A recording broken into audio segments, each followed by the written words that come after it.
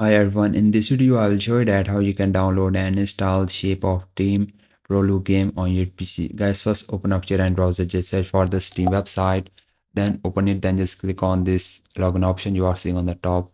Here guys, simply sign into your account. If you don't have an account, then just scroll down. You just need to create account on Steam. Guys, this is very simple and easy.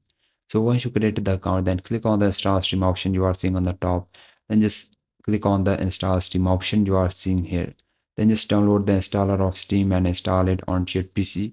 Guys, it will take some time, so just wait for it. Then open up the Steam, then just click on the top search box and just type here the game, which is Shape of Team Prologue. Now once you type this game name, this game will appear on the top. So open up this Shape of Team game. Guys, once you click on that game, now it's open. Now here on this page, just scroll down, you'll see the option of add to library. Just click on this add to library option. Now this game will add to your library of Steam.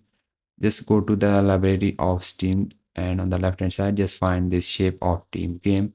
Just search for it, then just click on the game. Now just click on the install option, and this is how you can download and install this game. If you find this video helpful, so please consider liking this video, and bye bye.